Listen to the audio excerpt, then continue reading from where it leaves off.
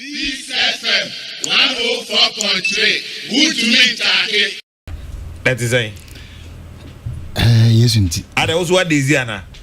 Oh, anyway, so part to move back. I don't. Great.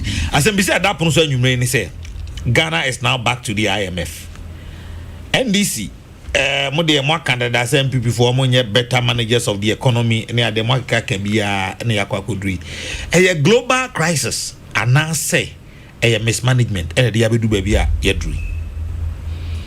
All right, Midas, I'm Mary and Janko Mammy Pania or Timinum, and then to you and then Ghana for Ajibre.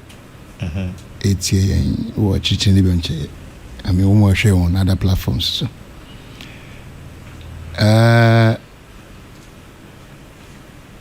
Indeed, your question and the answer is very simple.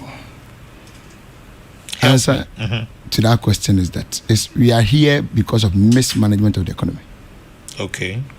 Dishonesty to the people of Ghanaians. I mean to Ghanaians. Any other than the bedroom.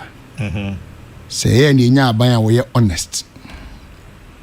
No one integrity. Kenya.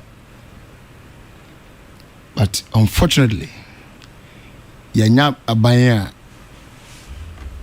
as let me use your own word or my son din no one take us. Intende ya bedun pempens why you gumune ke bia na kanya ha ne yo e bia nke take some paces forward and ke yakoya ni ma chemba bia edun yigina ne but so wunya banya won take us abanya wo kan ba ko sabi empanin say yabra ya ne yetifi semen wa yen kujina na force wo kan yekujaya na sorry but this is a government that has warning. Nadia, I don't know what brand on one and one of you. Just a weapon in Ethiopia. Of course. I mean, you don't need to be told. You don't need to be told. That's why Muhammad never says you want to be. One can be other. I have some MB before they said no. And some Ghanaians bought into that. But I mean, the real thing of that in Ethiopia was from who saved Unibia. I mean, there was a function in Kumasi or 2-4 program or something. And I think Nalumba who was a band being now on Lumba, one of them. And a band the boss and me are seeing or any new enemy and so would yes. I was here. I know by MB before I this attack and the man is also into your own TV or no, because I into the enemy. But to be all honest to ourselves, President Muhammad never, when you never be as simply be also that and Casa one won't be. But I mean, it became a word of the country. And now, what was our question? Our question, the answer is very simple. We are here because of mismanagement. But you see, the American Akran say, we'll make you a point, and okay, send be. Now, me penny honorable, not want to me, and so he was dangling around it. Yeah, here. Ubusan about, say, on specifically, say, NPP for the demonized the word IMF and the institution IMF to Ghanaians. It was demonized by NPP people, including another group. And I'm glad you read his own words before saying them, including Dr. Baumia. Woman demonized the IMF, should Ghana for me. In fact, I'm wondering when they even got to know the Ghana quite a member of the IMF. I'm wondering when they got to know that. And they also now I'm quite IMF there. You've gotten their ministers being deployed across radio stations in the country. Ashanti region, Greater Accra region. Omukaka no IMF. Munamukaka Mankofonti say Ghana Accra a member of the IMF. Did you know that when you were in opposition? Which opposition enemies are? And I'm mobile and I'm the Ghana go to the IMF. Mumi Njase. What I say? Demonize that institution. I'm a bit say as a what did IMF. In fact, I'm ordinary loan graph IMF comes like demon company. I go this Canada. Yet this so-called COVID Monday yet and transcended to the one. As you rightly stated, one would meet Tamusika $1 billion said the Chamokwa.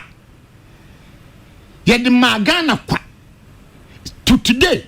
Our finance minister went to parliament to account for these monies. Look at the way he was fumbling. on one figures importantly.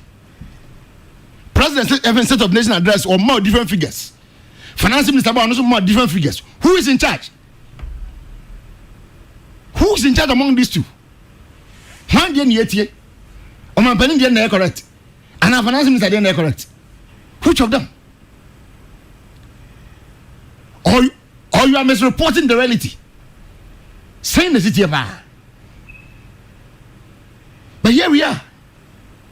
And you can get the information minister being bold to write a letter or issue a statement to Ghanaians telling us in his concluding paragraph, say, the reason why they are going to IMF is because of COVID and Ukraine. We are not serious. Did he really write that? And I don't know, I mean, why will you say that? I mean, why wouldn't I say that? I want to know. Why wouldn't I say that, my brother? If you say, so what to man now, boom, Kodo Pong Roman or translate and Samba wants him. Go read his own words on the videos that trend on various social media platforms. And someone who Mukai. Okay, so again, as I say, I'm more about where to know who say I am from so dear. All right, Chenye. Beyond till Fanto Jense or demonize more the end, they said them back at the Maka you or any idea. Beyond my question. Beyond criminalization, demonization of IMF, any idea no. What do you think is the main problem? Dear now, you decide my way anyen ye. My best 3 concrete examples. They say when now buying a year anyen year in Jamaica could do baby away. All right. Let's look at one key thing. As at 2016, and NDC Communicator. Na Ghana can near din na 120 billion Ghana cedis. 120 billion. Now, as at then NPP came up and pushed it to 225 at the initial stage. 225. Now, IMF started warning us even before COVID. Say, your debt rate cost so do, escalated do. You're very careful. World Bank country directors, I and now my signals telling us say, and COVID. In fact, I have an article here, a free World Bank for. Because the countries now blame their problems or their woes on COVID. No, it's not true. Because most of those countries were warned before time. They were warned, say, problems in Amukomuno, you are going through some kind of crisis. Be more Bobby Sando. And all these things are increasing your debt ratio. You're very careful. I can give you the article. I'm a Wawa kind of to Ghanaians. World Bank said the problem started even before COVID. In any case, Ghana. COVID, when in Belgium, wild boys can be so. IMF my $1 billion. World Bank my $430 billion. Bank of Ghana may be, ADB may be, Sun Power may be, and sorry. I mean, it's even chief executives and any government in that church won't pay so. At the Ghana, where is that money? Sikana, what do you use the money for? And now we come back. The same government now say IMF was wrong. And the first thing that they did was even to extend the due time. Don't forget, one by time I think 2018. One more extended by 1 more year. I'm a Korea 2019. And she movie said, okay, Matum can get party. I want to nominate any Guso. No problem. The other by infinite interest could be more. Because instances back to these institutions within 4-year range. So what happened in Tia for the very first time? Within 4-year range. Where you from now? I was I thought you said the economy. I mean, every other Ghanaian doesn't know anything, but for the NPP. In December, if one and the new economy, no managing yet, about a sign an oil rich country, the country who is rich in oil, oil revenue, no oil revenue, Ukraine to Kwasi and Russia for attack, but don't forget, it has not affected our oil exploration. Yagusu to oil no. Yagusu the co ecoton. If I now cry, never I imposing canon. So that's it. So the country now enjoy all this revenue from the oil. No, at the end of buying tea, and the second country as I could say, want me send me and what's the other? Some of the things that they will point to us will be things that we should have been reasonable to know. Why was I saying back on? For instance, hiring up, private jet, I would name you. A country like Ghana, your presidential aircraft see what presidential aircraft, no, the time length, no, and so yet. Upon a casana, what NASA. When you forget, for instance, I can't understand an example. For 27 for 28 today underwater, and then we knew. This aircraft is still viable, yet there are other African countries' presidents. Among what you see, whilst our president was chartering other ones to travel. What did the IMF for about these things? And some of the said, now it's over. So be reasonable in your expenditure. We see Castella now to see category to because the number one, but the first way who quiet the year, as some of the fata. It is the same Koyani men who young one, and the fata saw them now to be private jet and passes him. And now, 2025, 2026, when you are no more president, to private jet. You go commercial. Cut your coat according to your size. So this is the problem. Abano 8 million.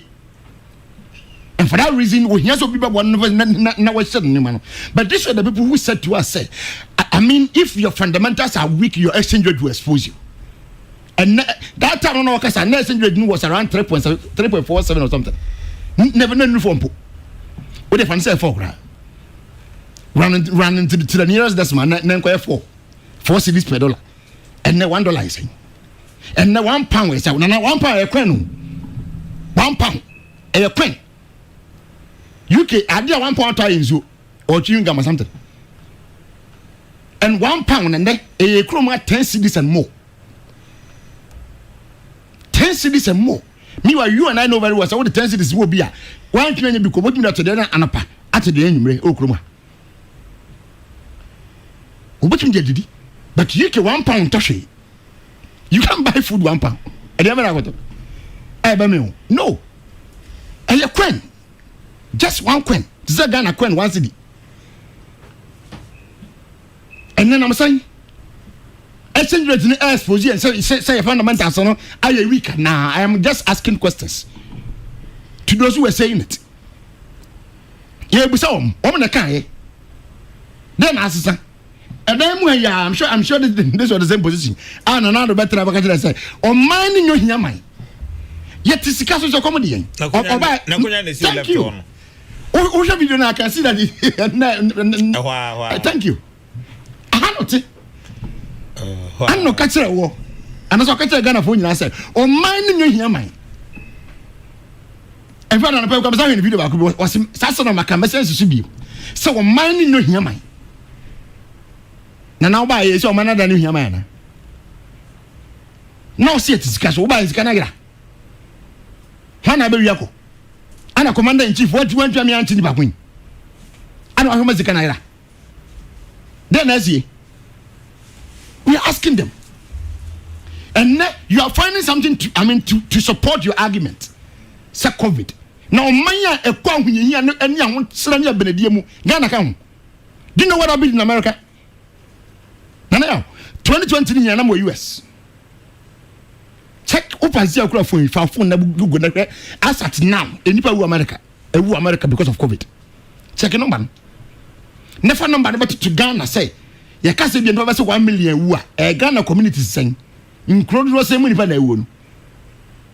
Not any pan TSA. Sabit of show me and Nipa Akupo from every inquiry. And we here any be another bush the song for so. Miami mate be a man in the secondary school never. We are not second you free New York. About Ghana, you have a number. Yes, no. So that's it. And somehow the whole is this year. And you never personal, but the person the kind of stress challenges in Kofonyu good yen that they won't perform my son. Yeah, I be and see you. Now how long are they content? Ghana and 2 weeks when they're going. So 3 reasons you. So what is it? But in America, Edward Mr. Babish, Monsieur fear not me, you fear you're done babes. Mimi, you are now was way me. Because barber shops, everything were closed down in Neduma for almost a year. And the point is? So the point is that the kind of hassles and challenges that some countries faced with COVID, Ghana didn't face it. So don't use that as an argument. And finally, Mamukra, Ghana rather benefited. COVID soon for swear. Opa, we can go on a challenge. And I will quote figures upon figures in this sky and Saka Okroma. But when 18 boom, I'm going to go venture. Me say IMF when I yes at home hoy. Woman my come my $1 billion. What has this government used the $1 billion for? What are they doing? Who the IMF yen kwantre? What are they doing? IMF $1 billion now during COVID time, you know. And when we say 2019, 2020, 2021, now say year me say I'm about the GRA a target for the revenue. I'm go for that. Check it. 2019 they exceeded. 2020 obroso. 2021 obroso. Even 2020 in COVID they obroso. In fact 2021 quite almost say the kind of revenue target now you know. For the past 10 years before the 2021 they been see that. That was GRA's West. Women sika ne been see that. An increase and been see that. So now the na ba ya wo o man musika wo gege no saka ni na COVID abanso na sika ni na saka e ma na boro so. Amanfo san che obi aka ho.